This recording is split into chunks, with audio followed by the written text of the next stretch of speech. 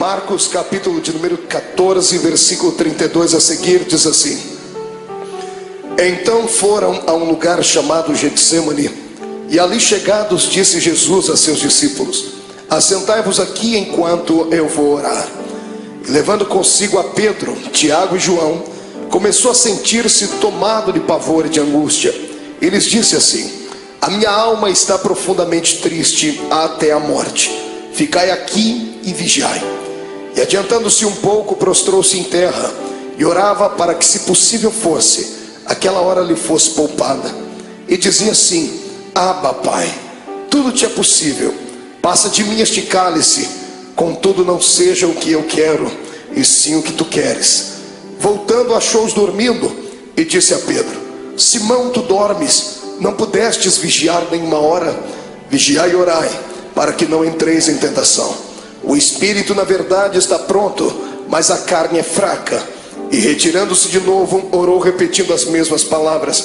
E voltando, achou-os outra vez dormindo, porque os seus olhos estavam pesados e não sabiam o que lhe responder. E veio pela terceira vez e disse-lhes: Ainda dormis e repousais? Basta, chegou a hora. O Filho do Homem está sendo entregue nas mãos dos pecadores. Levantai-vos, vamos, eis que o traidor se aproxima. Feche a sua Bíblia, coloque no banco, coloque na cadeira. Pegue na mão da pessoa mais bonita do seu lado. Atravesse a faixa de Gaza. Pegue na mão dele, isso, pegue na mão dela. Aperte com carinho até ele falar aleluia. Pentecostal que não faz barulho está com defeito de fabricação, não é? Vamos orar. Senhor Jesus, eu te exalto, eu te glorifico. Te exalto porque o Senhor é rei. Te glorifico porque o Senhor me deu a honra de ministrar aos seus súditos nessa noite. Te exalto, ó Deus, porque eu sei em quem tenho crido. E te glorifico porque sei que o Senhor já está atento às nossas orações esta noite. Eu não tenho sombra de dúvidas do seu mover neste lugar hoje. E eu quero agora lhe fazer dois pedidos que costumeiramente faço. O primeiro é que ao redor da Assembleia de Deus do Bom Retiro, num raio de 5 quilômetros quadrados, onde houver um demônio alojado agora, eu quero dar a esses demônios 5 segundos para desaparecerem daqui. Porque se não sumirem, serão queimados pelo poder da glória do Senhor que vai ser manifesta neste ambiente. O segundo pedido a Deus é um pedido de atrevimento espiritual. Se ainda tem o crédito no céu contigo como pregoeiro da sua palavra, abre a porta do seu palácio sobre nós agora e manda do céu para a terra uma comitiva angelical. Eu quero pelo menos 8 serafins aqui nesta igreja. A palavra serafim significa aquele que arde em fogo. Portanto, Senhor, eu quero 8 anjos de fogo aqui neste templo agora. Quero 2 aqui nesta tribuna, uma à minha esquerda, outra à minha direita. Quero 2 na entrada deste santuário e 4 seres esparramando brasas de fogo na nave da igreja. E onde houver um crente batizado com o Espírito Santo, renova ele, meu Senhor.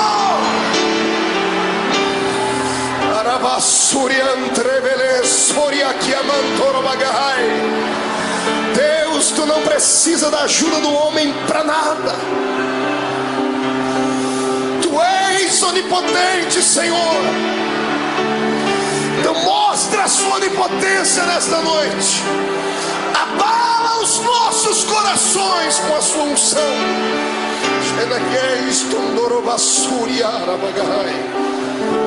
Muito obrigado, Jesus. Fica conosco aqui. Amém e amém. Erga o dedo indicador para o céu comigo, o dedo de profeta. Aponte o dedo no nariz do seu irmão. Diga para ele: escute aqui. Se você não trouxe lenço, prepare a manga da camisa, a ponta da gravata, do vestido, o que for, porque hoje você vai se derreter na presença de Deus aqui. Quem crê nisso, dê um grito de glória a Deus. Aplausos a Jesus. E tome o seu assento, glorificando o nome dele.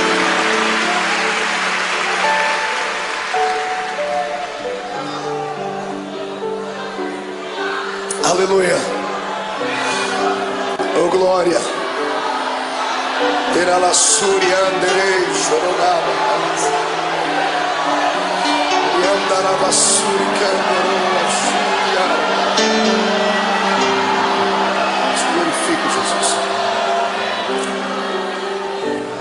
Senhoras e senhores, amada noiva do Cordeiro, quando eu abro a minha Bíblia Sagrada no Evangelho de Marcos, no capítulo 14, aqui onde lemos, diante dos momentos que antecederam a crucificação de Jesus, eu tenho uma palavra atualizada para os nossos corações.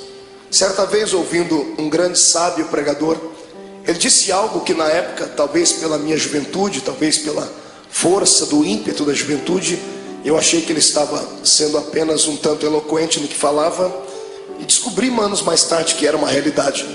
Ele dizia que a mensagem da noite, ela depende do estado de espírito daquele que vai transmiti-la. Se o pregador estiver alegre, a mensagem vai ser esfuziante. Se ele estiver melancólico, a mensagem será melancólica, porque o Senhor usa o vaso na situação em que ele está. Você já me viu pregar aqui mensagens daquela que a tampa da chaleira voa lá para cima. Toda segunda-feira tem sido um mar de poder aqui, não é verdade? Quem tem participado, quem tem ficado cheio de Deus, sabe disso. Mas hoje eu quero levar você por outro caminho. Quero convidar você para se entregar a Jesus hoje e permitir que Ele venha moldar de novo o seu vaso. Eu sei que vaso só pode ser quebrado no processo da preparação.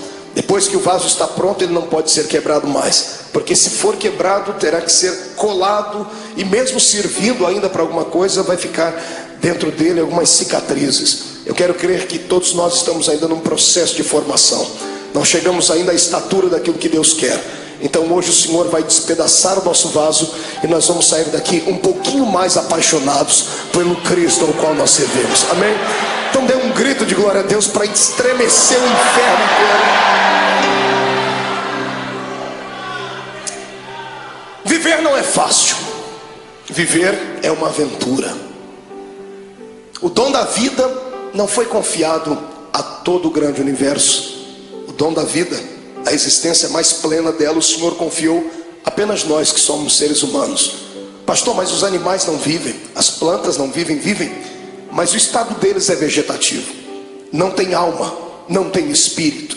Eles têm apenas um breve espaço de tempo e existem apenas para algumas finalidades. Somente o ser humano vive para a eternidade. Por isso que nós somos dotados de sentimentos. O que é o sentimento? O sentimento é aquele labirinto da nossa alma que às vezes nos faz saltar, nos faz sorrir, nos faz chorar. E quem é que nunca passou pelo vale da sombra da morte? E só há um remédio que pode trazer a cura para os nossos sentimentos: é a doce presença do Espírito Santo. Porque a doença da alma, a dor dos sentimentos, da frustração, da depressão e da angústia, ela está localizada onde o médico não consegue localizar, bem na divisão da alma com o espírito. E só a palavra de Deus e a presença do Espírito Santo vão até este lugar. E é isso que Jesus vai fazer conosco aqui hoje. Ele vai transformar esta igreja hoje não num quartel general, mas num grande hospital. E ele, junto com a sua equipe médica, que é composto pela Santa Trindade e os seus anjos, vão trazer o milagre para a nossa alma. Eu profetizo em nome de Jesus que o choro que durou uma noite toda terá que cessar, porque a alegria chegará e a sua alma será inundada com a presença do Senhor Jesus. Olhe para o irmão do Senhor e diga para ele: é só um momento de dor. Diga: vai passar. Quem acredita nisso, dê mais um grito de glória a Deus aí.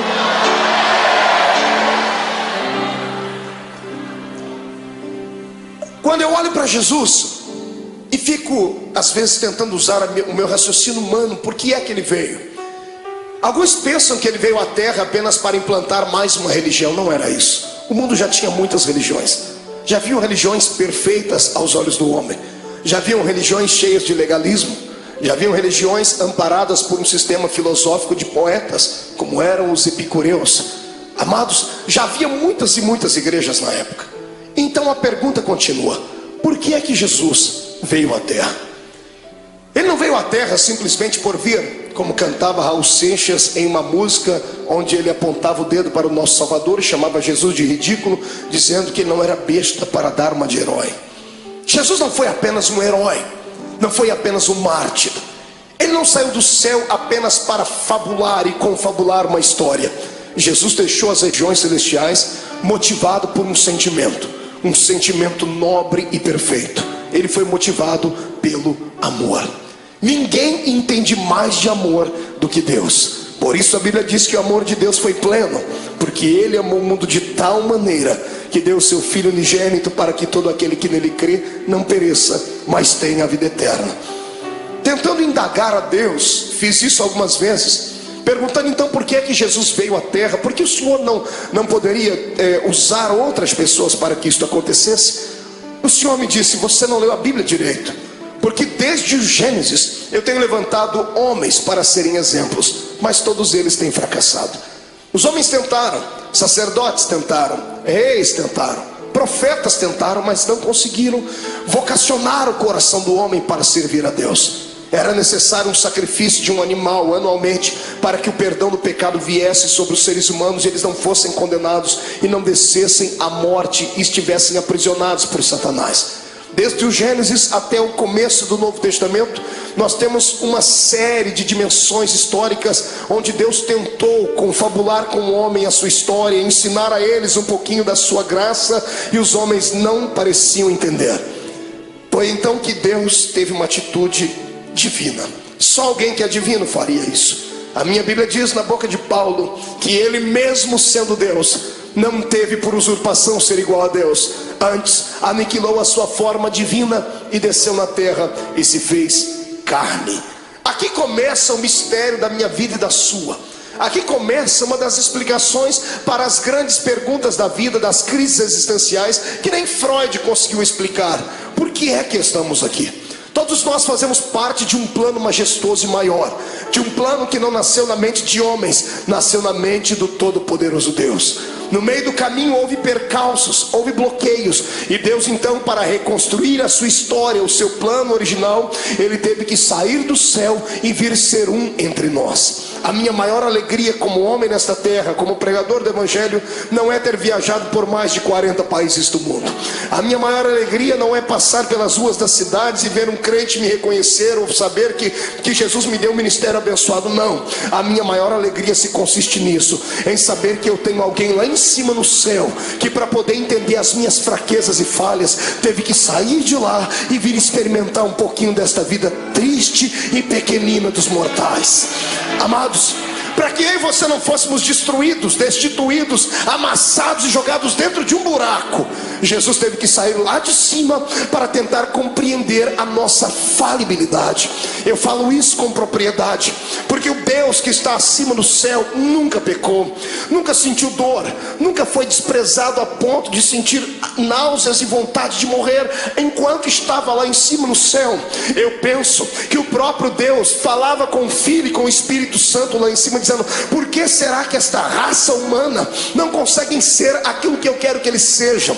Se você pegar o Velho Testamento e ver o pensamento de Deus, se você torcer as páginas do Velho Testamento, vão sangrar, porque o Senhor havia ditado a sua lei. O homem que não pudesse caminhar junto com ele era logo destituído. O homem que não pudesse ser santo era logo morto. Vejo Deus do Velho Testamento trabalhando, abrindo a terra, engolindo homens. Por que é que Deus trazia morte e o terror sobre o seu povo? Pensava ele que aqueles que permanecessem vivos, olhando aqueles que foram punidos, se converteriam, seriam mais santos, seriam mais produtivos. E Deus via que, pelo contrário, aquilo parece que trazia, ao invés de temor, trazia ira no coração dos seres humanos. E alguns, por pura rebeldia, tratavam logo de desmerecer a Deus e de serem inimigos dele. O Deus do Velho Testamento tentou, ele fez de tudo que estava na sua mão para fazer, e até o ponto dele chegar no céu, sentado no trono, e dar um grito sobre aquilo que Isaías escreveu no seu livro, gritando bem alto: e agora? A quem eu enviarei? E agora quem há de ir por nós? Porque na terra não tinha ninguém justo o suficiente. Os homens não aceitaram o Deus Jeová, aquele que quando vinha em cima de uma nuvem, fazia tremer os montes, fazia os seus relâmpagos engrandecer o coração dos homens, e os homens não aceitaram. Então o Senhor está no céu, tentando encontrar uma nova maneira de atuar, e a maneira foi aquela mais talvez não pensada, mas que chegou a chocar o próprio Deus. O seu filho, sentado à sua direita, se levanta e diz: Pai, está chegando a hora então de nós tomarmos uma atitude divina, está na hora de fazermos algo transcendental, está na hora de eu deixar o meu trono e virar homem de carne e ser um como eles são, para eu poder entender o que eles passam, para eu poder saber o que é que leva esses seres humanos a chorar, a sentir dores, por que é que eles têm tanta facilidade em se curvar diante dos problemas, por que é que eles ficam deprimidos. E é isso que Jesus faz. A transferência do céu para a terra não foi apenas um ato da legalidade divina, foi um ato imortal de Deus. Deus se fez carne para vir aqui entender a minha vida e a sua vida. O que eu acho mais lindo é que Ele entendeu. Ele passou pelos mesmos vales que nós passamos, Ele passou pelas mesmas sombras que nós passamos, e o mais importante, Ele venceu. Ele deu para nós o exemplo dizendo: é possível passar pelo vale e se levantar lá na frente, é possível andar de cabeça baixa, mas daqui a pouco erguer a sua cabeça, porque o ser humano é imagem e semelhança de Deus. Eu não prego nessa noite para um público comum de derrotados, eu prego para homens e mulheres de carne e osso, mas que tem uma essência divina dentro deles. Eu olho para fora e vejo a embalagem, mas o conteúdo desses que me ouvem é um conteúdo transcendental. O Deus eterno que criou o universo pela força do seu poder e pelo poder da sua palavra o sustenta, habita dentro desse homem e desta mulher que está aí do seu lado. Quem acredita nisso, ergue a mão para cima e glorifique a Deus.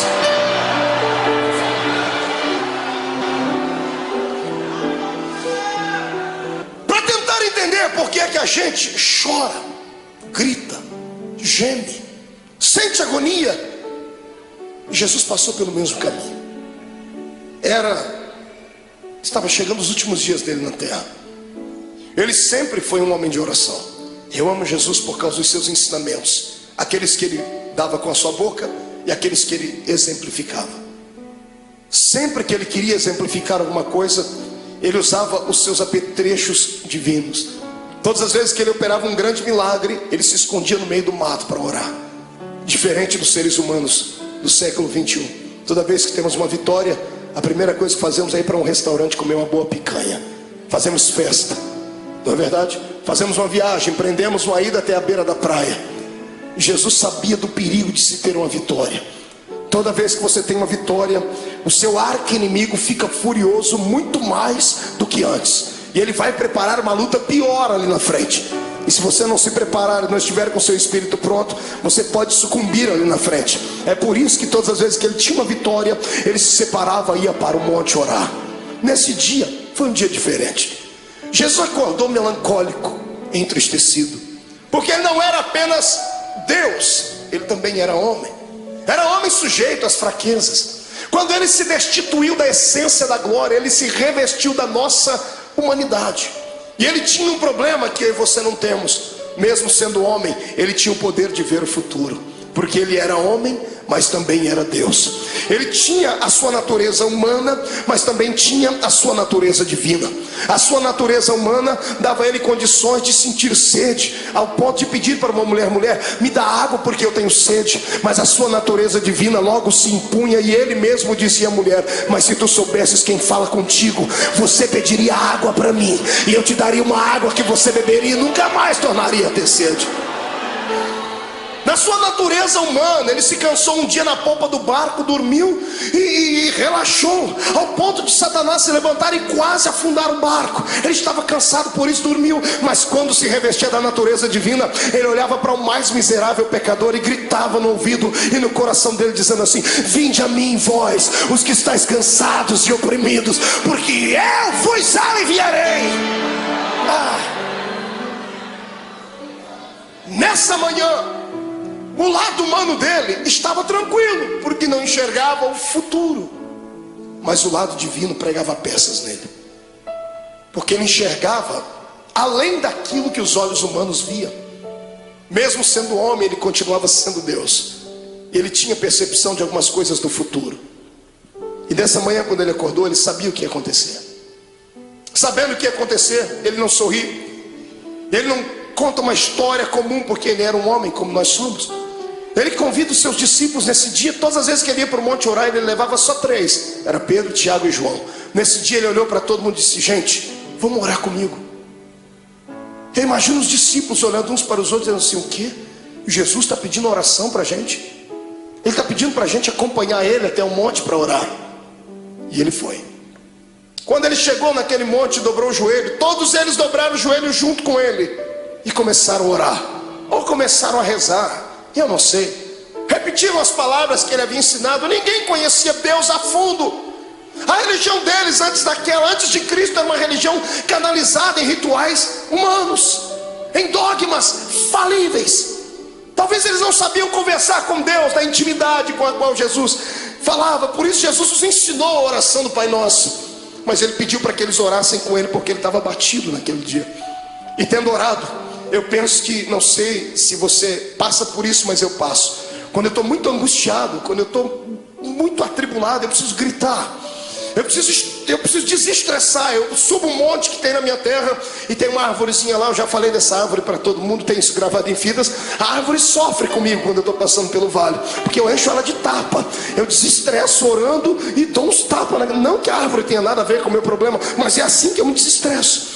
Eu imagino Jesus nesse dia angustiado, atormentado, ele olhando para os seus discípulos, ele querendo orar, ele querendo falar tudo que estava dentro dele, mas de repente ele olhava por cima dos ombros, ele via Tiago, Pedro, João, ele via André, ele via os outros, e ele viu quão pequeninos eles eram apenas discípulos, não haviam atingido a estatura de mestre. O discípulo tem muita facilidade de se escandalizar, tem muita facilidade de ficar pequenino diante de situações difíceis. E eu imagino Jesus dizendo para si mesmo: se eu falar o que eu preciso, eles vão desanimar, eu tenho que demonstrar fortaleza para eles. E Jesus não aguentando mais, ele precisava orar. Ele levanta a cabeça, levanta da oração, deixa todo mundo orando. Ele pega 3 entre os 11 que foram, porque Judas não foi com ele esse dia. Judas ficou, tinha só 11 com ele. Ele levanta e chama os 3 mais chegados dele. Ele bate o nome de Pedro, Tiago e João, disse: meninos, vamos orar comigo. E para eles ele conta o que está acontecendo. A minha alma está angustiada. Você consegue ouvir isso da boca do seu Deus? Ou você acha que isso é um privilégio só seu? De sentir dores, de chegar em dias dentro da sua casa que dá vontade de morrer, dá vontade de entrar dentro do quarto e fazer uma besteira? Ou você acha que porque você é crente, você está bem guardado e você tem anticorpos espirituais suficientes para te proteger de toda avalanche do mundo? Não, você é um ser humano. A diferença entre o ímpio e o justo não é vista somente nessa terra, será vista na outra. Mas a minha Bíblia diz que da mesma sorte que sofre o ímpio, sofre o justo. A diferença não é em sofrer, a diferença é em como sofrer. O ímpio sofre desesperado, dá um tiro na sua orelha, fuma droga, injeta, bebe muito, até cair no chão, porque assim ele alivia a sua dor. Nós que somos crentes não fazemos isso. Mas quando temos os nossos problemas, nós entramos dentro do quarto e tomamos um chazinho da raiz de Jessé, e o Espírito Santo vem acalentar. É só assim que a gente passa pelo vale. Eu estou te mostrando o seu Deus em agonia. É bonito falar do Jesus andando em cima das águas, é lindo falar sobre ele multiplicando os pães, é poderoso falar sobre ele se transcendendo no Monte Tabor diante dos seus discípulos e falando com Moisés e Elias. É lindo ver o nosso Senhor abrir os olhos dos cegos e dizer ao morto de 4 dias: sai para fora. Mas eu quero ver se há beleza em ver o seu Deus dizendo assim: eu estou sentindo pavor, eu estou angustiado, eu preciso de amigos íntimos. Jesus está aqui dando um exemplo para nós. Quando passarmos pelo vale, precisamos ter alguém do nosso lado, precisamos de amigos. O que vale na nossa fé cristã é isso, que nós temos pessoas que nunca vimos antes, mas depois de 5 minutos de conversar já chamamos ela de irmão. Eu sei que tem muitos aqui que são colegas, mas existem alguns amigos, poucos, mas são. Quando você passar pelo vale da sua alma, não passe sozinho, não faça besteira. Peça para Jesus preparar alguém para que você possa desabafar, contar os seus problemas. Peça para Ele colocar uma pessoa certa, não um traíra, não uma pessoa que vai abusar depois do seu problema e lhe chantagear. Peça para Ele preparar alguém que tenha o mesmo espírito que você tenha e que te ame não pelo que você é, não pelo que você tem, mas por aquilo que Deus te fez. Jesus pega os seus melhores amigos e sobe com eles um pouquinho e diz assim: eu estou angustiado. E eles estão orando, e Jesus começa a orar, e ele começa a tremer, porque os olhos dele visualizavam aquilo que os olhos naturais não viam. De repente ele levanta e deixa os três e diz assim: gente, ora por mim, porque eu vou entrar aqui no meio desse mato agora, que eu vou rasgar minha alma. Eu imagino Pedro, Tiago e João olhando um para a cara do outro, dizendo assim: esse não é o nosso Cristo. Cadê o homem de Fortaleza que pega o chicote e espanca os homens que estão na beira do templo? Ele está melancólico, ele está entristecido, ele está fragilizado. Pedro, Tiago e João enxergam isso nele. E eu imagino eles olhando a figura de Jesus entrando dentro do horto, dentro do jardim, dentro do Getsemane. Interessante, era profético. A palavra Getsemane significa prensa do óleo. E ele, oliveira verdadeira, estava indo lá para ser prensado, para que o óleo do seu espírito viesse sobre a terra. Ele foi moído para que nós pudéssemos ser reconstruídos. Ele chorou naquele dia para que nós pudéssemos sorrir hoje aqui. Ele sentiu dores naquele dia para que as nossas dores fossem aliviadas. E é por isso que eu te convido agora a dar um belo glória a Deus, porque Ele merece tudo isso.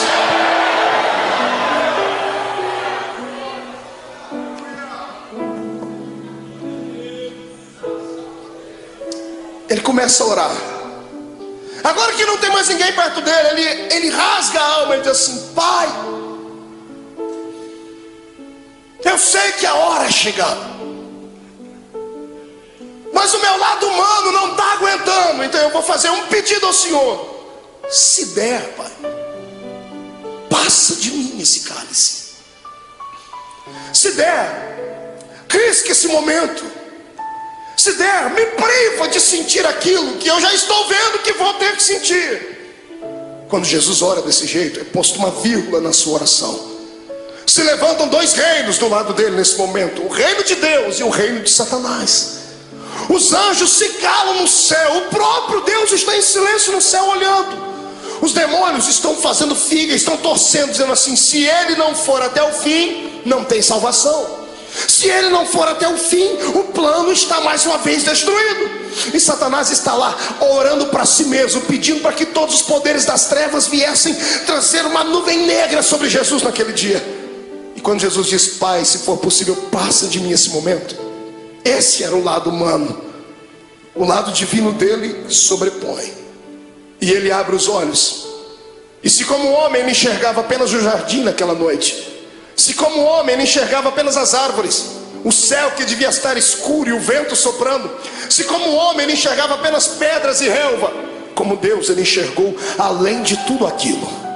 Ele enxergou além das pedras, além da relva. Ele enxergou além do tempo. Ele enxergou além dos séculos. Ele enxergou além do espaço. E sabe o que ele viu? Você.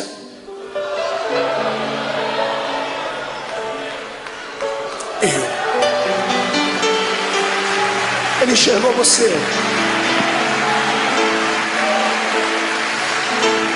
Sabe como ele te enxergou? Não como um super-homem ou uma mulher maravilha, bem trajado dentro da religião, cheio de poderes, de status, não. Ele enxergou você sofrendo no seu quarto. Ele enxergou você chorando pelas ruas de São Paulo, desempregado. Ele enxergou você no momento em que as pessoas mais te atormentaram, que os seus inimigos lhe perseguiram. Ele enxergou a sua alma rasgada e você gritando e sentindo dores. E ele sabia que você não ia conseguir passar pelo jardim do Getsemane. Ele sabia que você ia tentar correr de lá. Então ele entrou na mente assim: Pai, já que eles não vão dar conta de ir, eu vou no lugar deles. Ele se levanta e diz: todavia seja feita a sua vontade.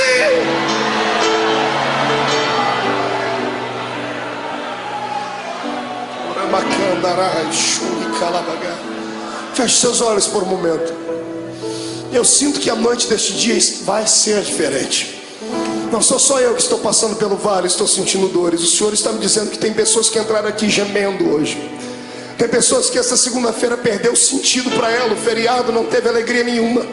Tem gente aqui dentro que sequer conseguiu dar um glória a Deus. E não é porque não queria, é porque a sua alma está mais atormentada do que tudo. Veio buscar aqui hoje, nessa noite, um escape. Tentou enxergar aqui uma luzinha no fundo do túnel. Em nome de Jesus, como profeta do Deus vivo, eu profetizo que o tempo de cantar chegou. Os espíritos de tormento, os espíritos de acusação, os espíritos que provocam o seu espírito e te deixam abatido, chegaram até a porta do templo, mas tiveram que voltar. Quando eu fiz a oração inicial, eles tiveram que recuar 5 quilômetros. E eu te dou uma palavra de Deus: eles não vão voltar. Você vai sair daqui hoje de cabeça erguida, sorridente, alegre, de paz, cheio de Deus. Vai entrar na rua da sua casa com a coroa da vitória. Você não é um derrotado, você não é mais um. Você nasceu para a vitória. Quem acredita nisso, adore ao Senhor.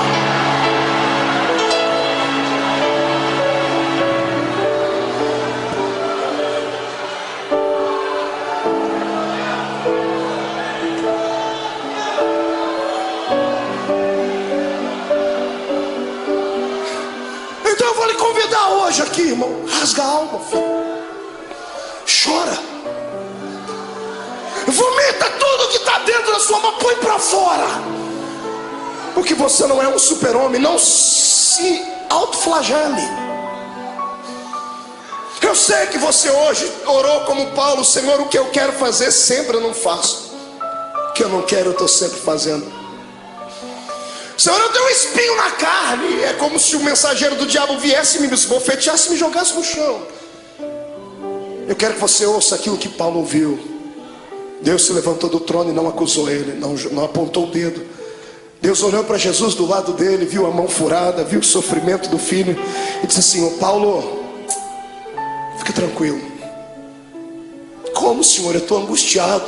A minha graça te basta. Senhor, não é o suficiente, então eu vou preencher agora. O meu poder se aperfeiçoa na sua fraqueza. A matemática de Deus é diferente. E eu profetizo que aqueles que entraram fracos aqui dentro hoje, Satanás não vai ter coragem de cruzar o seu caminho por pelo menos um mês. Eu profetizo em nome de Jesus que aqueles que entraram aqui entristecidos, chorosos, estão recebendo hoje o revestimento do Espírito. Vão sair daqui armados até os dentes. Eu digo aos demônios: caiam fora da vida dos servos de Deus, porque o poder do Senhor se manifesta. Mão direita para cima. Faça um carinho nas costas do seu irmão. Diga para ele: a angústia, o pavor, a angústia e a tristeza, a angústia e o abandono são o caminho mais fácil, mais rápido de tocar o coração de Deus.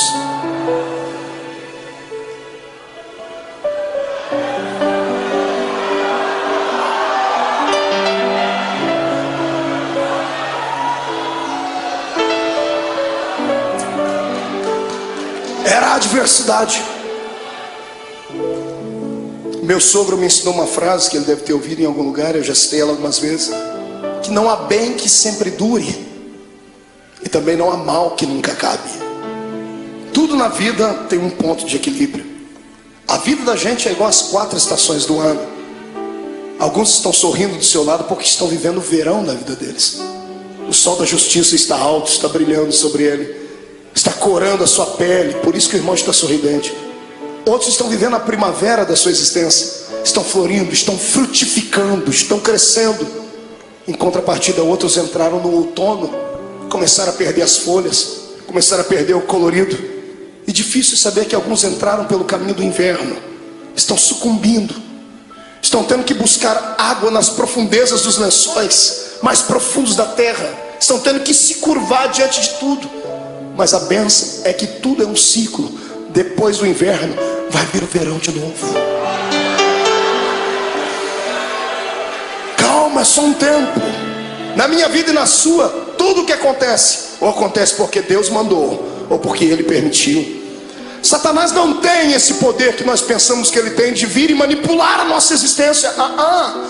Eu sou entregue a Cristo e você também. O mais fraco aqui entre nós é capaz de catar Satanás pelo chifre e esfregar o focinho dele no chão, porque ele não tem mais solução. Para mim e para você, por pior que seja o ato cometido, se puderes hoje inclinar não os joelhos em terra, mas sim o coração diante de Deus, o sangue de Jesus Cristo cobrirá todos os seus erros e você ficará mais alvo do que a alva-neve.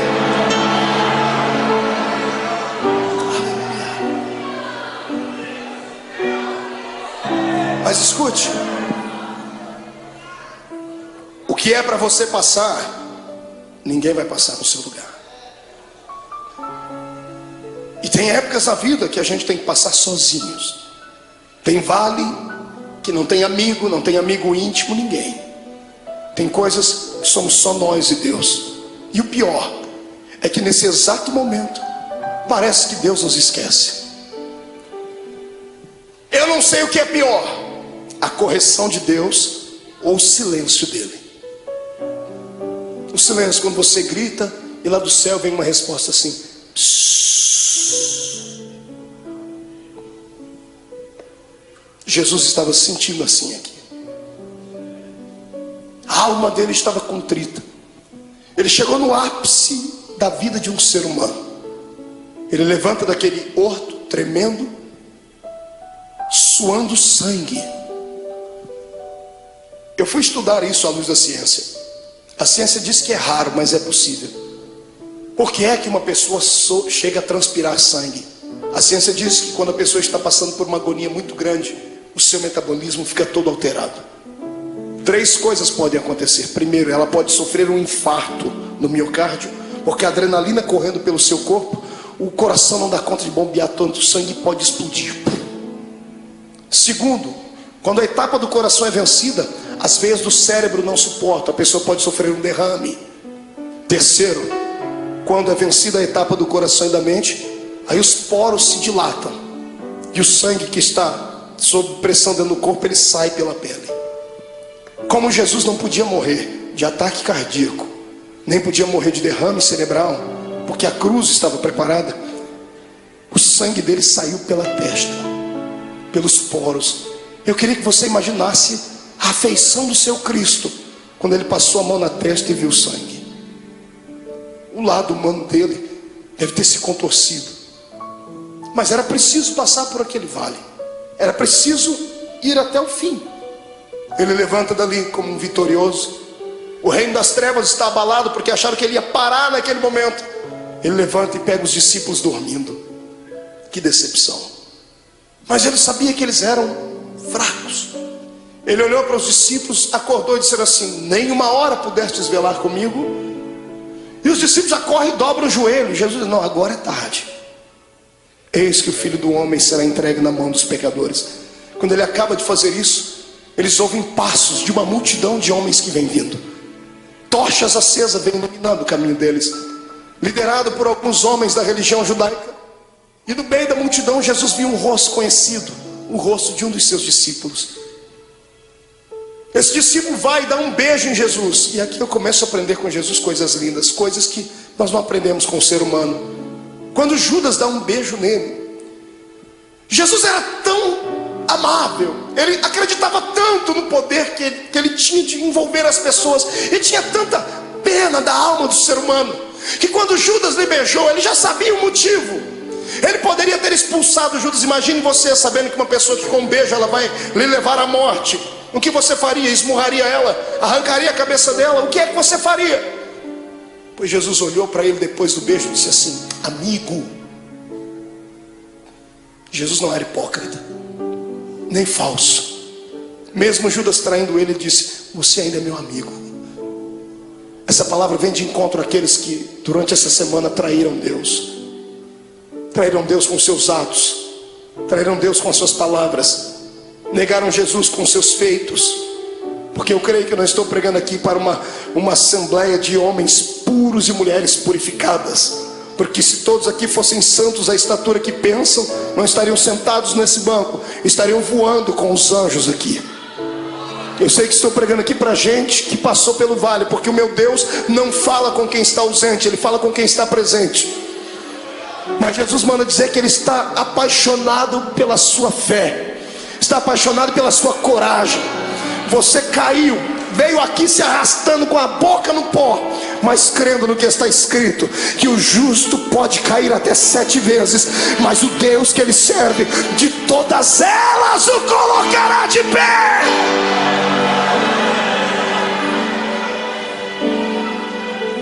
Você continua sendo amigo de Deus.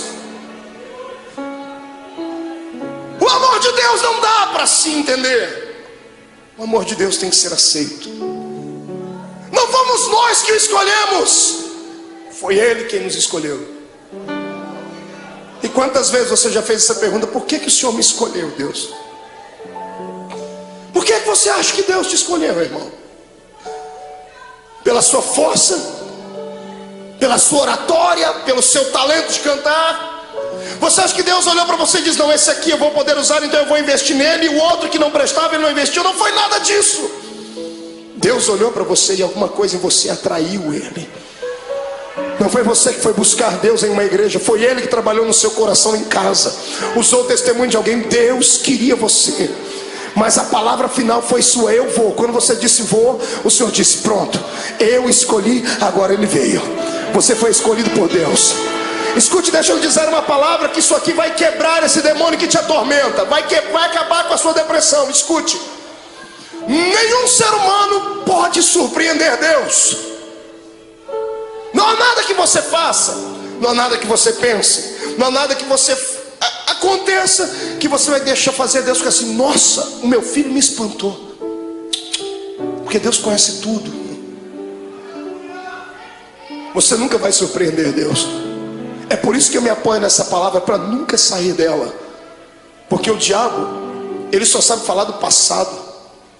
Ele só sabe acusar você do que você fez, do que você cometeu antes de entrar dentro dessa igreja hoje. Ele só sabe apontar o dedo para você e metralhar você, dizendo assim: você foi isso, fez isso e aquilo. É por isso que eu prefiro ficar com Deus, porque Deus não fala do passado. Todas as vezes que Deus olha para você, sabe o que Ele fala? Do seu futuro. E lá no céu, imagina Ele acotovelando Jesus, está vendo aquela filha lá? Olhe lá na frente e veja o que eu vou fazer com ela. Está vendo aquele homem? Olhe lá na frente e veja o que ele será. Porque Deus não é como caranguejo que anda olhando para trás. O Senhor está na nossa frente. O Senhor está além das suas fraquezas. O poder do Senhor está além da sua humanidade. O poder de Deus está além dos seus complexos. É por isso que eu te convido nessa noite: saia de dentro da prisão que está a sua alma. Deixa o Senhor hoje sacudir as portas desta prisão e arrancá-las para fora. Deixa Deus mostrar para você que mesmo amarrado em um tronco, com os pés amarrados, todo ensanguentado, você ainda tem um cântico nos seus lábios, tem uma arma atômica nos seus lábios. Enquanto você cantar, as muralhas vão cair. Eu convido você hoje a saltar para dentro do território dos vitoriosos. Yes! Adore o seu Deus.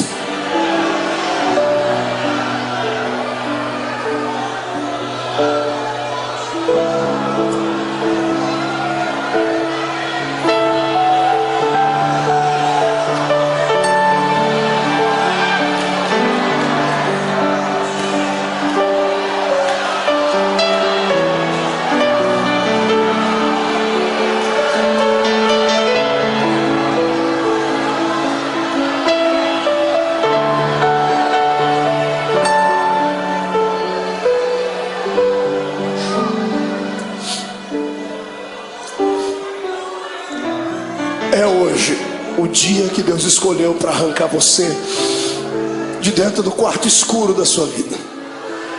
Os espectros do passado que te sondam, os demônios que encontraram uma brecha, vão ter que serem rápidos para saírem, porque se não saírem serão destruídos. Eu vejo a força de Deus chegando para dentro de você. Eu vejo o Espírito Santo sentado nas asas do vento, trazendo em ambas as suas mãos brasa de fogo para purificar o seu pecado, e na mão direita dele uma unção de gozo para te fazer saltar pelo menos uma semana inteira. Em nome de Jesus Cristo, hoje é o dia da independência da sua alma. O Senhor te fará saltar muralhas. Quem acredita nisso, tire o pé do chão para adorar.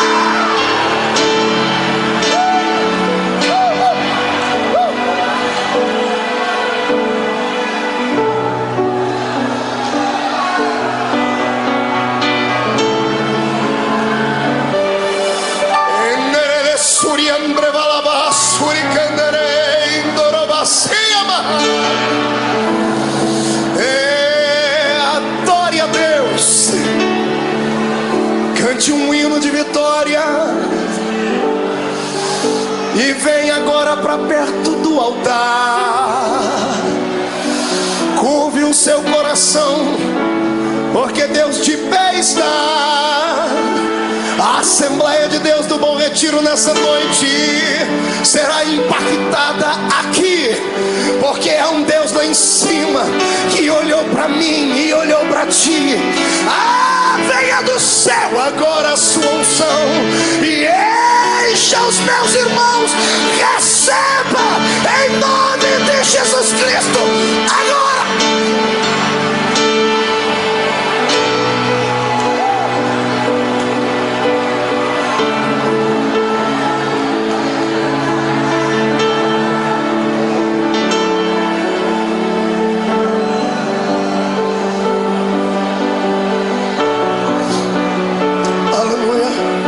Sente um pouquinho. Olhe para cá.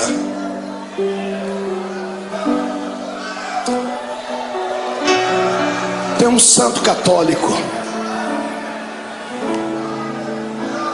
Ele foi canonizado pelos homens, mas o exemplo de vida e de fé dele impactou um tempo. Chamava-se São Francisco de Assis. São Francisco de Assis fez uma oração, e uma frase da sua oração eu peguei para mim, para orá-la sempre que eu estou passando por problemas. Ele disse assim: Deus, dá-me forças para suportar aquilo que eu não posso mudar. Gravou ela aí? Peça isso para Deus. Dá-me forças para suportar aquilo que eu não posso mudar. Tem coisas na vida que não dá para mudar. O filho que foi embora não volta mais. A doença que dizimou parte do corpo não tem como retroceder. O abandono, a tristeza, muitas vezes não tem como retroceder. Então peça para Deus te dar força para suportar. O que importa é em como enfrentar esse dia de dificuldade. É em como você vai enxergar o seu jardim. Você pode enxergar o seu jardim como sendo o ápice do abandono de Deus, ou pode enxergar o seu jardim como sendo o pódio da coroação da sua vida. Depende da maneira como você foi para lá. Jesus foi preparado para o jardim. Por isso ele orava antes, incessantemente. Por isso ele buscava Deus. Por isso ele passou 40 dias no deserto em jejum, porque ele sabia que a missão dele era grande, como a sua é. Sabe por que você está querendo parar? Porque você não se preparou. Tem levado uma vida de brincadeira, pensando que a igreja é apenas um lugarzinho de reunião social, pensando que a fé cristã é só aqueles dogmazinhos ensinados pelo pai e pela mãe. Não, a salvação não é hereditária, a salvação é pessoal, é uma experiência com Deus. Busque a sua experiência nessa noite. O Senhor transmutará esse coração de pedra num coração de carne, trará alegria para dentro da sua vida, e você vai ter força para viver. Lá está ele. Olha o seu Jesus sendo preso. Quando os homens vêm prender ele, ele tinha passado uma noite de oração. Às vezes eu tenho pena, entre aspas, dos demônios, porque eles vêm atormentar quando a gente está fraco na carne, mas o espírito está forte. Os homens chegam e Jesus pergunta para eles: a quem buscais? E eles dizem: a Jesus. Naquele momento ele não falou como homem, ele falou como o Deus lá do Êxodo. Ele olhou para eles assim: eu sou.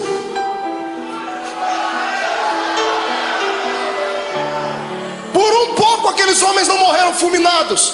Porque quando ele liberou a sua palavra, rema, eu sou, eles caíram no chão. Qualquer preso sairia correndo, qualquer pessoa condenada sairia correndo, qualquer covarde sairia correndo. E eu não duvido que os discípulos iam pegar na mão dele: Jesus, aproveita o momento e foge. E ao invés de ele ir para a direção contrária, ele vai e ajuda as pessoas a ficar de pé. Você consegue imaginar Jesus pegando na mão de Malco? Malco foi o soldado que arrancou a orelha dele. Fica de pé, Malco. Jesus olhando para o Judas: Judas, filho, fica de pé. Imagina ele falando: I'm sorry, desculpe. Em vez de falar como homem, eu falei como Deus. Foi só um momento, eu estou aqui, pode me prender.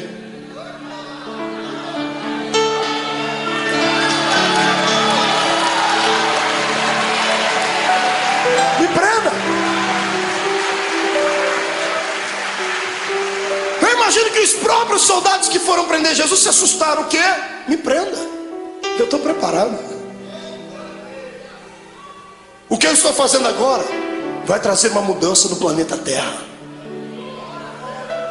O momento de sofrimento agora trará algo na eternidade jamais visto, nunca visto. Se o grão de trigo não morrer, ele vai viver para sempre na solidão. Mas quando ele morre, ele gera outros. Precisam de um cordeiro? Eis-me aqui, vamos lá. Eles podem não amar-me suficiente, podem não ter orado comigo à noite, podem ter me negado, podem ter me vendido, mas eu os amo. Aleluia. O amor de Deus é o amor ágape. Você já conhece isso, é cartilha dos crentes. Amor eros, amor filos e o amor ágape. Amor eros é de homem para uma mulher, o amor filos é de mãe para filho, filho para pai. O amor ágape é o amor de Deus, é o amor puro, é o amor que se ama sem esperar nada em troca. É o amor que Paulo falou lá na sua epístola aos Coríntios 13, é o amor que tudo suporta. É por isso que Jesus está te segurando. Aleluia. Eu dizia a um amigo hoje que eu descobri depois de muito tempo porque é que o ser humano não deve pecar. O ser humano não deve pecar simplesmente porque existem leis na Bíblia dizendo que ele não deve pecar. Deus não odeia você porque você peca. Deus não quer te destruir quando você erra, não é isso. É que Deus é Pai. E Deus sabe que todas as vezes que você peca e erra, você se arrebenta. Todas as vezes que você faz alguma coisa errada, é você quem se machuca. E qual pai quer ver o filho machucado? Qual pai quer ver o filho ferido? Está entendendo? É por isso que o Senhor não quer que você erre, você burle a lei. Porque tudo que Ele estabeleceu são princípios, e tudo que foge dos princípios te machuca. Olha para você agora sofrendo por causa desse adultério. Olha você sofrendo aí dentro, as mágoas, tristes, desejando uma pessoa que não é sua e não pode ficar com ela, não tem jeito. Olha vocês sofrendo porque pegou aquilo que não era seu. Olha aí você sofrendo porque passou por cima de tudo aquilo que Deus tinha para você. Olha você angustiado. É isso que te tira da igreja. Não é a perseguição do pastor, não é a palavra pesada do outro, não é. São aquilo que nós infringimos na lei de Deus. E Jesus me disse ao meu ouvido enquanto eu estava de joelho ali: tem muita gente que quer se afastar da igreja, filho. E fala para eles que não importa o que eles fez, importa o que eu fiz por eles. Sai da frente, Satanás, eu estou com raiva de você. Eu tenho certeza que nesta noite os planos de Satanás mais uma vez caíram por terra, porque o Senhor te ama e ponto final. Quem é amado por Deus, adore a Ele.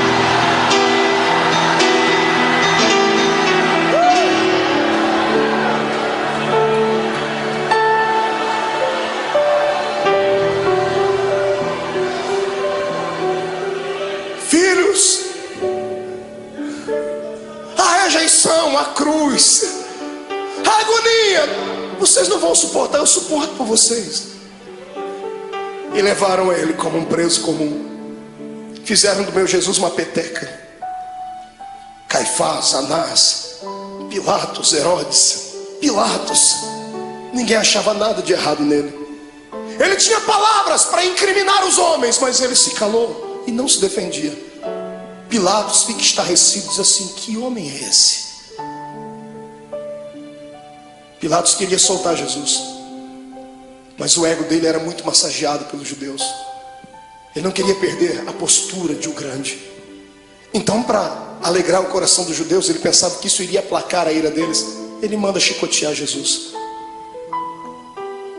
E pegam o meu Jesus, o seu Jesus, levam ele numa noite fria para um lugar, numa praça, amarram as mãos dele em uma estaca, deixam ele seminu. Aquilo era já motivo para matá-lo, porque todo judeu tinha vergonha de mostrar o seu corpo. Estava sendo humilhado, até que ele começou a ser flagelado. Azorrague era o nome da arma com a qual bateram em Jesus. 12 tiras de couro, na ponta de cada tira um osso de carneiro quebrado ou limalha de ferro. Cada vez que o carrasco batia nas costas do meu Jesus, 12 buracos ficavam nas costas dele. Paulo disse: assim como meu mestre, eu tomei uma quarentena de açoites menos uma. Foram 39 chicotadas daquela, mais de 460 cortes nas costas. O corpo não aguenta. Depois da 10ª chicotada, ele já estava pendurado. Ele poderia ter gritado, ele poderia ter aliviado um pouquinho da dor, porque quando gritamos, por um momento, há um bloqueio no cérebro e a dor passa por momentos, mas passa. Se ele gritasse, ele teria sentido menos dor, mas ele não gritou. Ele aguentou calado, porque sabia que você não ia aguentar. Sabia que eu não ia aguentar. Eu também, irmão, eu também.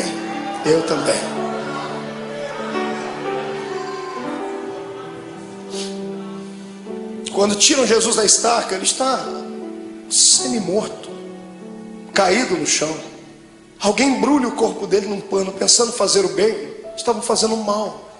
Jogam ele dentro de uma cova, dentro de uma cela fria, úmida, fétida. No outro dia de manhãzinha, Pilatos já havia se reunido com algumas pessoas. O povo não havia quem acalmasse o povo. O povo quer a morte dele. Pilatos se levantou e chamou a multidão e disse assim: olha, hoje é um dia especial. Hoje eu tenho direito e posso liberar o perdão para um preso. Vocês têm esse homem chamado Jesus e tem Barrabás. Barrabás era um terrorista, era um prisioneiro político. Era um homem que queria lutar contra o reino de Roma. Por isso estava preso. Um homem zarrão, de quase 1,90 m, diz a história. E quando colocaram Barrabás e pegaram o nosso Jesus todo machucado de manhã, ele não jantou na noite, não tomou café de manhã. Ele estava fragilizado, com o corpo tremendo, perdeu muito sangue na noite. As pessoas olham para os dois e, pagos por dinheiro, gritam: solte Barrabás. Pilatos não entende o que a multidão está falando. Ele vai, lava as suas mãos, diz assim: bom, que caia sobre a cabeça de vocês o sangue desse homem. Os soldados ficaram possessos por demônios. Agarram o meu Jesus e o seu, e o pano que estava coberto sobre o corpo de Jesus havia colado nas feridas que estavam nas costas dele. 400 cortes abertos, o pano colou a noite toda ali. Um soldado arranca aquele pano com força, abrindo todas as feridas de uma só vez. Ele deve ter soltado um gemido muito forte. Para brincar com ele, porque alguém dizia que ele era o rei, fizeram uma coroa de espinhos. Cada espinho tinha pelo menos 9 a 10 centímetros de comprimento. Espinhos que eram capazes de perfurar uma madeira. E colocaram na cabeça do nosso Jesus. Colocaram uma capa vermelha sobre ele e bateram com uma cana na cabeça dele para que a coroa fincasse mais ainda. E alguém dizia: tu não és o rei? Eis aí a tua coroa. Pegam o patíbulo da cruz, a haste onde os braços dele foram presos e fixos, colocam nos ombros dele e ele sobe a via da crucificação. A cruz não podia ser posta inteira nos ombros de um preso, porque ela pesava quase 140, 150 quilos. Ninguém daria conta de levar. Era só a parte principal. Jesus está subindo aquela travessia. Aquilo era um show, era um espetáculo que todos aguardavam. Todo mundo estava esperando ver ali um preso político, um preso famoso. E quando muitas pessoas começam a ver Jesus passando ali, a agonia tomou conta do povo. Eu fico imaginando as pessoas que estavam lá naquele dia. Imagino Lázaro, o amigo de Jesus, do lado de Marta e Maria, as irmãs segurando ele. Eu vou, Lázaro, eu vou soltar ele, eu vou fazer alguma coisa. Mas não vá, Lázaro, se for vai morrer também. Ele vai passando o olhar, ele vê todos aqueles para quem ele multiplicou o pão e deu na mão deles. Os amigos que ele tinha desferiram contra ele a traição. Pedro está andando do lado, triste porque já tinha negado Jesus. A mãe de Jesus vai ao longe, olhando o filho querido. No meio do caminho ele não aguenta. A Bíblia não diz, mas é possível que Jesus tenha tombado com o peso daquele lugar, daquela cruz, da haste daquela cruz, porque ele estava muito cansado, estava com fome, estava machucado. E o soldado romano, enfurecido, endemoniado, olha no meio da multidão, e para humilhar mais Jesus, escolhe um homem diferente no meio da multidão. Ele pega o Cirineu, Simão o Cirineu. Cirineu não era sobrenome.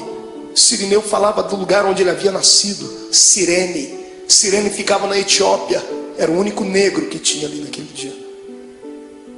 Pegaram um negro para colocar ali, para ajudar Jesus a carregar a cruz, dizendo: nenhum dos seus irmãos te ama.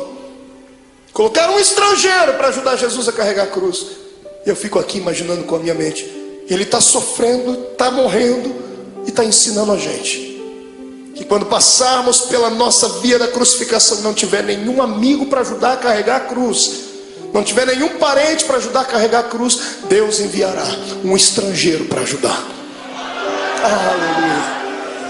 E o mais lindo é que o estrangeiro já está do seu lado, o Espírito Santo. É Ele quem te ajuda a carregar a cruz. Está sentindo Ele aí, irmão? É por isso que está ficando mais leve a cruz. Eu não oro para que Jesus tire essa cruz dos seus ombros, mas eu peço para que Ele te dê força para carregar ela até o fim, porque vamos trocar as cruzes que nós temos por coroas do céu. Aleluia. Passe pelo vale dando glórias ao seu Deus.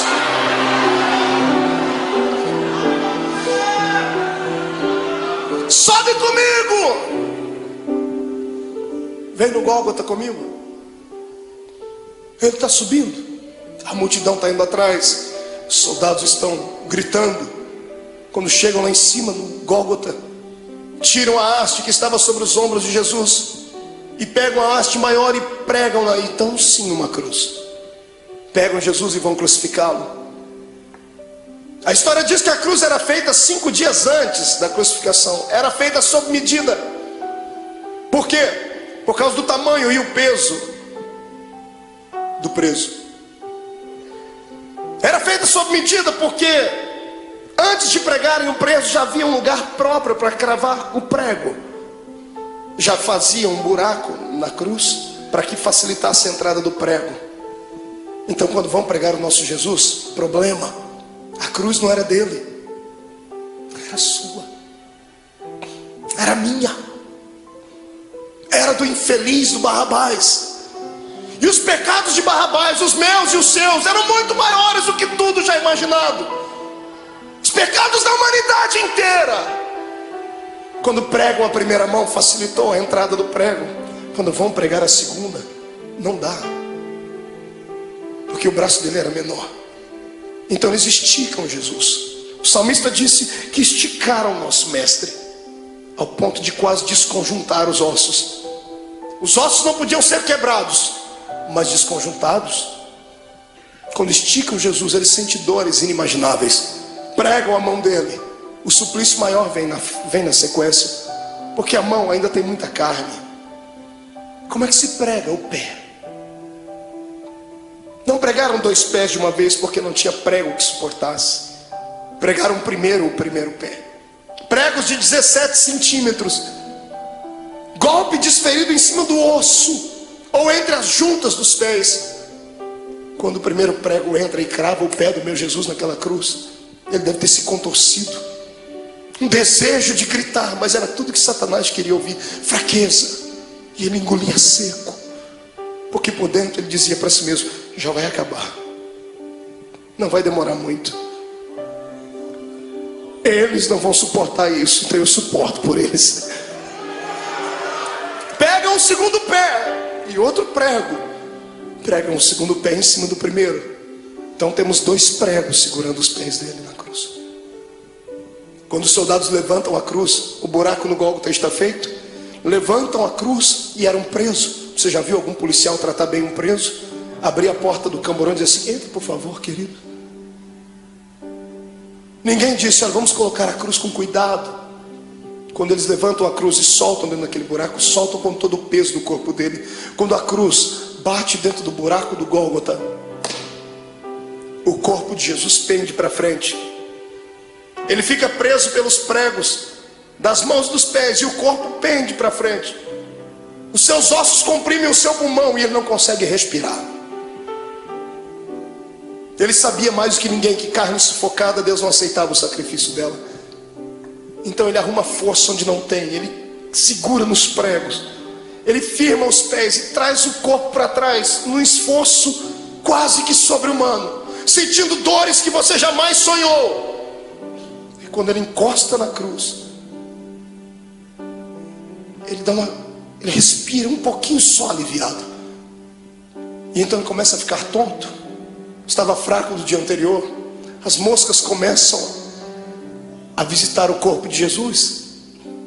Se você já fez serviço militar, você sabe o que eu estou falando.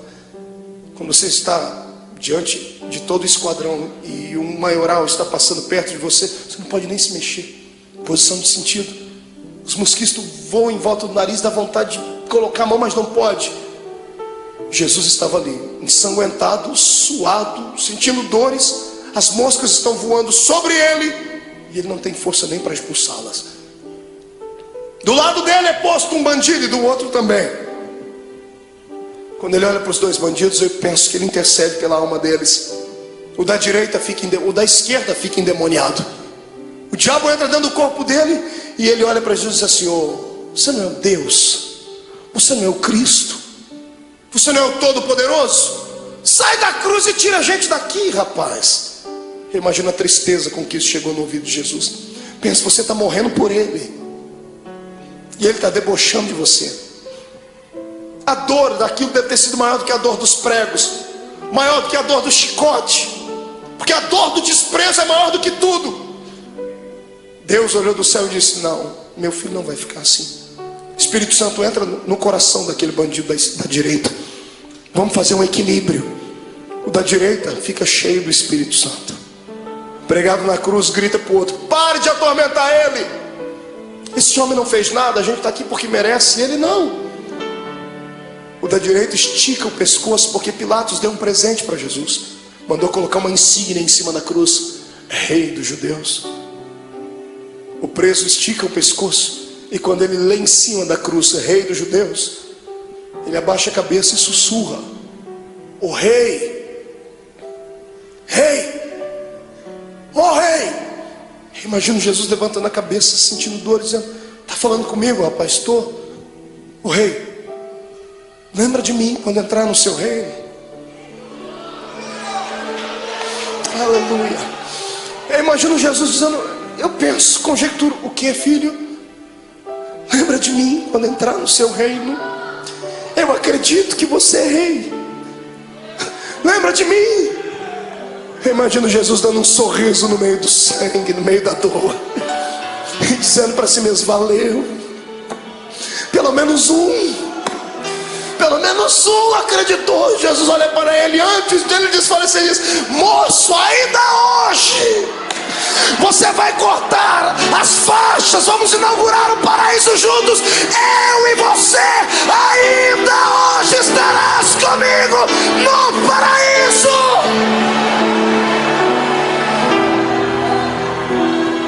Era bacana, era.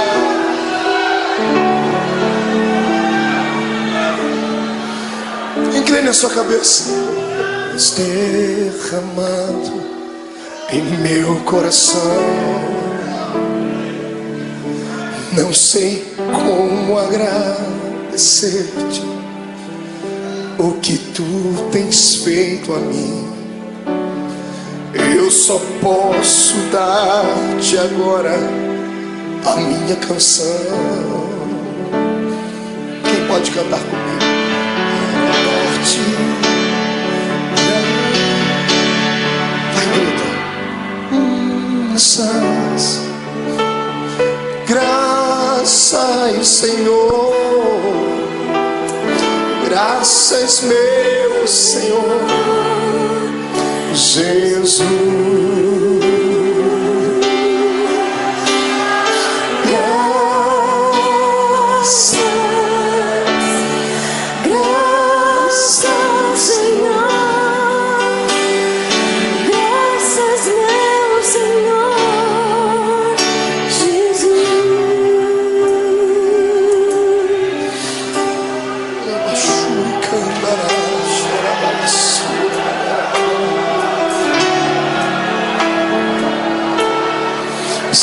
Diante do seu Deus, crente.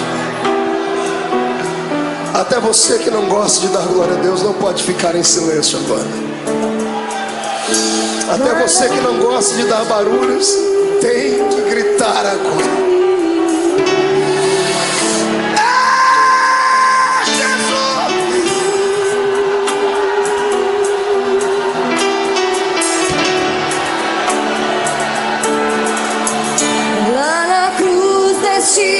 Tua vida, entregaste tudo a mim, vida eterna me entregaste ao morrer.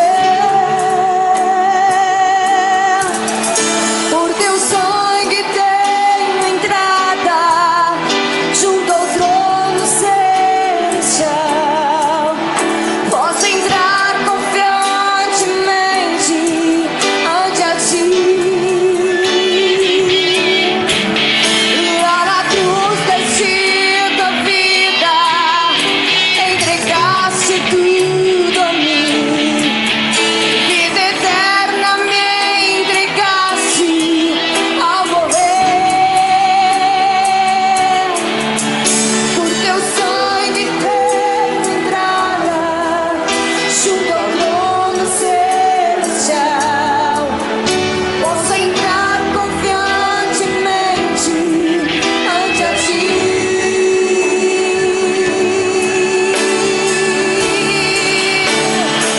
Para dar-te graças,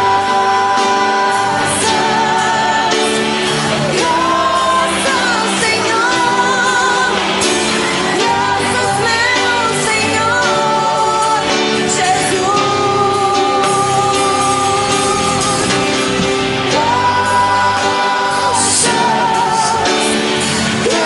Graças, Senhor, Graças, meu Senhor Jesus. Calamantro balabassura, Ereishuriandarabagai. Todo crente batizado com o Espírito Santo seja renovado. Todo crente que está envolvido pelo poder do sangue de Jesus Cristo seja renovado. Quem nunca orou em línguas, que seja batizado agora. Que este lugar comece a flamejar.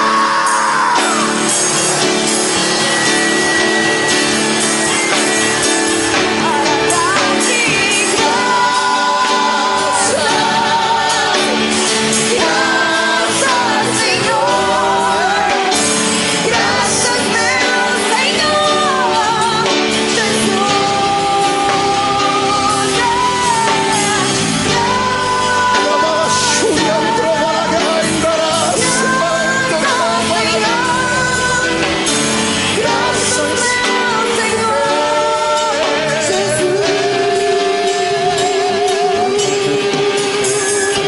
Segura um pouquinho de pé.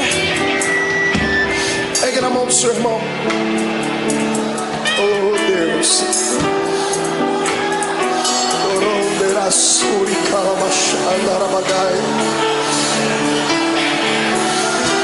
Eu sinto o poder do sangue de Jesus aqui. O Senhor está perdoando pecados nessa noite.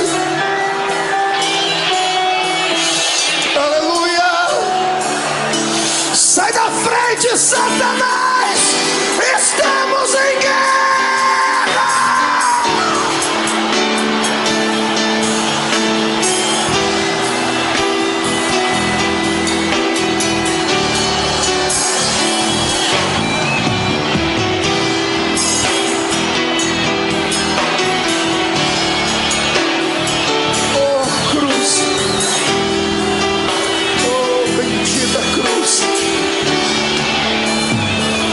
Segura um pouquinho, pegue na mão do seu irmão, olhe para cá.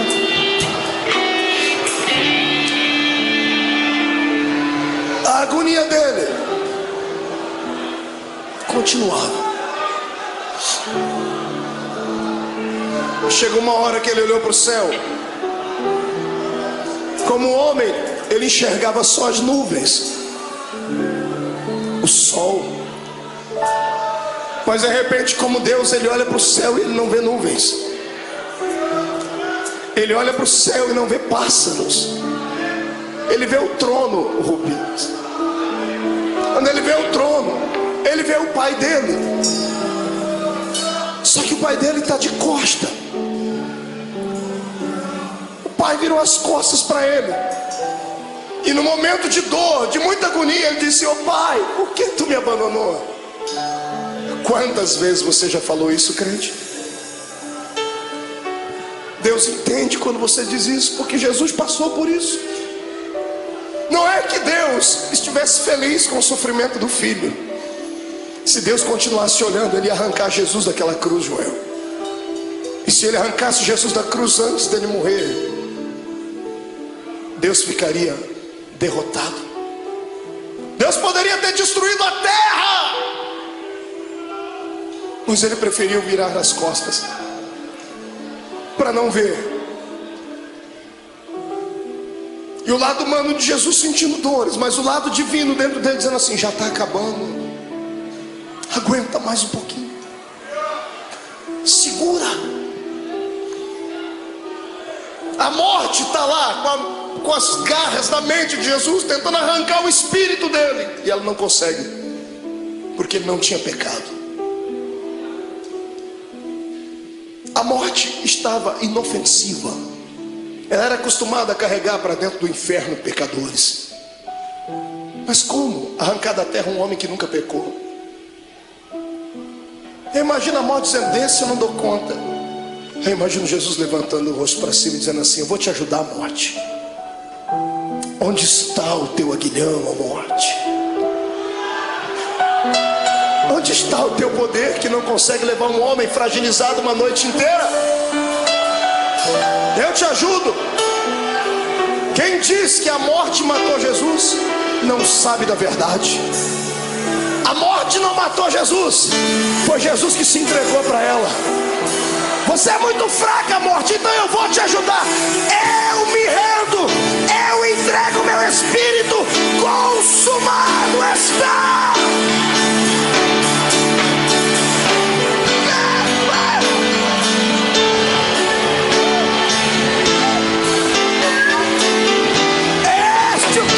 Tu serves.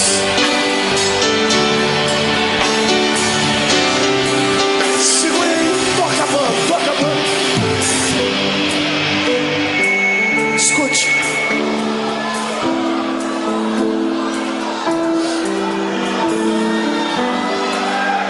Segure só um pouquinho. Quando a cabeça de Jesus pendeu, o astro rei deixou de brilhar. O cosmos e a natureza se curvaram diante do Rei eterno. As rochas se fenderam, o sol se escureceu. A multidão que gritou crucifica-o começou a bater no peito e dizendo: ele era Deus. O centurião que ajudou a fragilizar o corpo dele está embaixo da cruz gaguejando e dizendo: este homem era o Filho de Deus. Maria está embaixo, João está abraçado com ela dizendo: aguenta, mãe, aguenta. Tiram Jesus da cruz. Ele morreu primeiro do que os bandidos. E um dia eu orei a Deus, Deus me revelou por quê. Por que Jesus morreu antes dos bandidos, irmão? Será que Jesus era tão fraco assim? Porque os outros bandidos também foram flagelizados. Por que Jesus morreu primeiro? Eu perguntei a ele um dia, e o que ele me respondeu: é só crente cheio do Espírito Santo para entender. Jesus nunca gostou da morte. E todo morto que cruzou o caminho dele ressuscitou. Todo. Ele chegou a parar velório, cortejo fúnebre. Jesus nunca gostou da morte porque ele era Deus. Ele sabia que o homem não foi feito para morrer.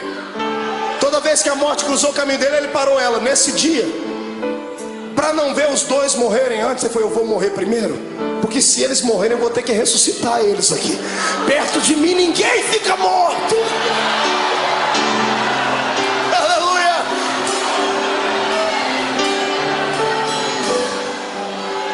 Ele morreu a carcaça. Quem morreu foi Jesus, o homem. Mas o Cristo que estava dentro dele não podia morrer, porque Deus é eterno. O Espírito do Cristo que estava dentro dele saiu pela boca. Quando o homem expira, seu espírito sai. Interessante é que ao invés de Jesus sair dali e ir até o céu, a Bíblia diz que ele foi às regiões mais baixas. Ele foi num lugar muito interessante que poucos crentes conhecem, pouca gente prega. A Bíblia diz que ele foi buscar um cativeiro. Já leu sobre isso na Bíblia? Quando Jesus morreu, ele passou 3 dias morto ali, o corpo, porque o espírito dele foi fazer uma pregação interessante. Ele foi a um lugar onde estavam todos os santos que haviam morrido antes dele, porque ninguém ia para o paraíso, iam todo mundo para o seio de Abraão. E Jesus foi lá e se revelou: eu sou. Eu imagino ele, que já estava com a chave da morte e do inferno na mão, indo lá, abrindo as portas das cadeias. Abrindo a porta, lá dentro tem alguém sentado assim: sai para fora, Daniel. Mas Senhor, quem és tu? Eu sou aquele que fecha a boca do leão.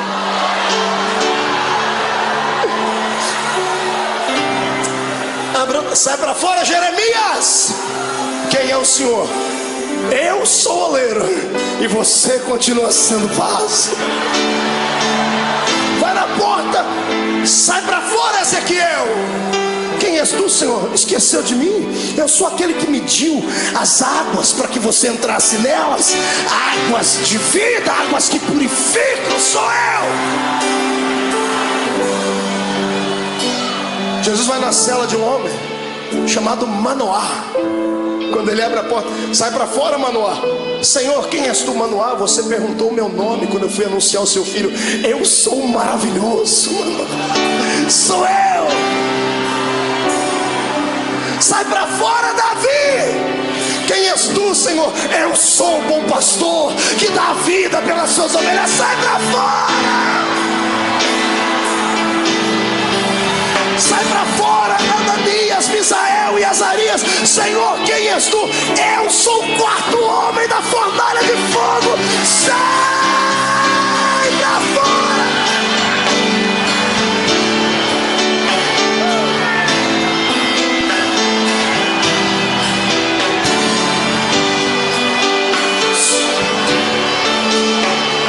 Segure. Jesus chega numa porta. Era um dos últimos a ter entrado lá antes dele. Ele abre a porta, está lá um sujeito de barba. Ele diz: João, sai para fora, João. Mas Senhor, quem és tu? João não me conhece? Imagina João olhando e dizendo: Senhor, desculpa. É que a última vez que eu lhe vi, o Senhor era um cordeiro, e agora eu vejo que tu és o leão. O leão da tribo de Judá.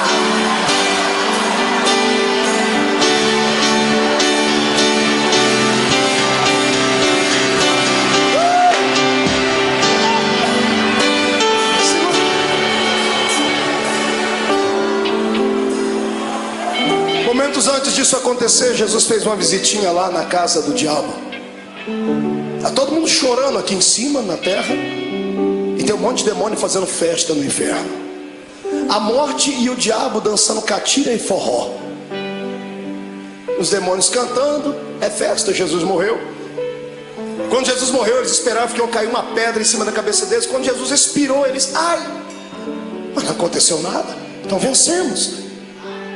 Passaram a noite toda fazendo festa lá no antro do inferno. Não foi num belo dia, os demônios todos deitados, cansados, dormindo. Eu imagino, a escuridão do inferno começa a receber luz. Ele vem, e não vem andando, vem flutuando dentro daquele lugar.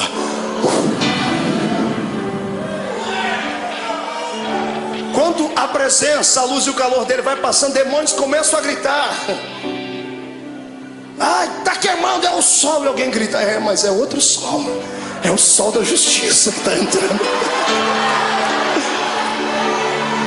Os gritos devem ter acordado o diabo e a morte. Jesus olha para a cara dos dois. Antes de falar com o diabo, Jesus vai no colarinho da morte, agarra ela pelo colarinho e diz, onde está a morte?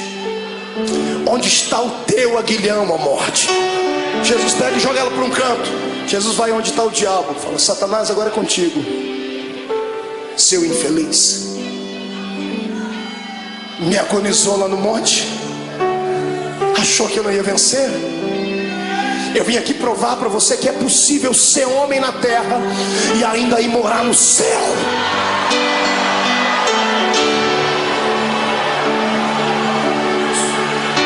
Eu imagino o diabo com as duas mãos aqui, ó. Imagina Jesus, o que você está fazendo, ô cão? Não, é que aquela historinha lá de Gênesis 3:15, né? A semente da mulher vai esmagar a minha cabeça. Imagina Jesus dizendo, não, fica tranquilo, eu poderia fazer isso agora, mas não vou fazer. Não, o senhor é bonzinho, obrigado. Sou bonzinho? Me dê a chave da morte do inferno aqui. E Jesus vai saindo, eu imagino. E o diabo, mas e a cabeça e o pé, como é que fica? Calma, eu vou dar uma trégua por alguns momentos, porque mesmo eu podendo esmagar a sua cabeça, eu não vou fazer isso agora, porque eu seria egoísta. Eu vou repartir isso com muita gente ainda. Eu imagino Jesus apontando o dedo dele, fica assim por enquanto, mas em breve, o Deus de paz esmagará Satanás embaixo dos nossos pés.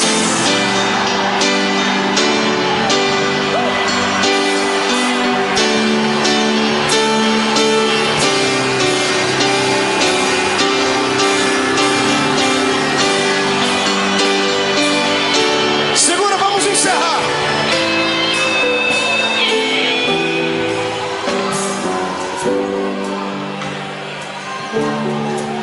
Três dias depois, umas mulheres chorosas chegam na tumba de Jesus, levam perfume para embalsamar o corpo dele. Está todo mundo chorando pelos cantos. Quando elas chegam na tumba de José de Arimateia, que emprestou para Jesus, a pedra gigantesca estava removida. Desesperadas, elas pensam que alguém roubou o corpo de Jesus. Quando elas entram lá dentro, no meio de duas pedras tem dois homens de branco. Os homens estão sorrindo, um sorriso angelical.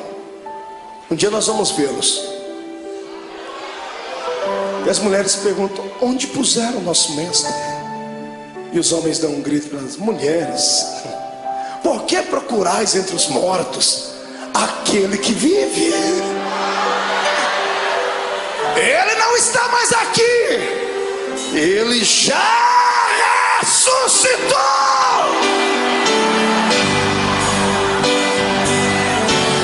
Vou te dar um conselho. Passe a quinta-feira da angústia, chegue na sexta-feira da crucificação e não se entrega.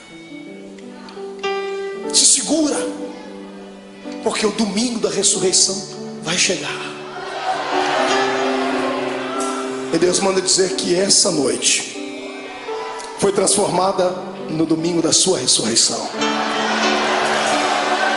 Eu quero saber onde estão aqueles que estão passando por uma sexta-feira de dor, estão passando pelo vale, estão sofrendo, sentindo angústias, estão com vontade de deixar tudo, não aguentam mais as perseguições, não aguentam mais passar pelo vale da sombra e da morte, e querem que o domingo da ressurreição chegue logo. Vem, irmão, vem aqui à frente, vem correndo que eu vou orar por você. Vem, você não está sozinho. Eu estou passando por esse vale também. Eu estou passando por esse vale. Vem, se chora mesmo, derrama as últimas lágrimas. Viver é assim. Hoje a gente perde, mas amanhã a gente ganha. Hoje a gente está embaixo, mas amanhã vamos estar por cima. Hoje foi despedido, mas o Senhor vai abrir uma porta de emprego amanhã. O coração está apertado porque está sozinha, está sozinho, foi traído, foi abandonado. Calma, o Senhor tem bênção para lhe dar. Ele já preparou, mas ou Ele vai trazer de volta o que foi, e se aquele não prestar mais, Ele vai preparar outro. Ninguém perde com Deus. Ele só pede para você ter paciência. Segura um pouquinho, grite, mas não murmure. Se jogue no chão, mas não perca a fé, porque em nome de Jesus Cristo, o domingo da ressurreição está chegando. Diga comigo, em nome de Jesus. Toda angústia, toda dor, todo sofrimento, tudo aquilo que me atrapalha de servir a Deus, toda frustração, todo sentimento de abandono, eu ordeno, venha para a palma da minha mão. Agora, fecha a sua mão. Diga comigo, a minha sexta-feira da crucificação já foi. Hoje é o domingo da minha ressurreição. Levante a mão para cima, eu vou contar até 3. Você vai jogar no chão e vai pisar em cima. 1. A vitória é sua. 1,5. Hoje o Senhor te transporta para o reino dos vitoriosos. 2. A sua casa será impactada pela ressurreição de Deus. 2,5. Satanás é um derrotado, com um D maiúsculo. 2,75. É o dia da sua liberdade. 3. Jogue no chão, piso em cima.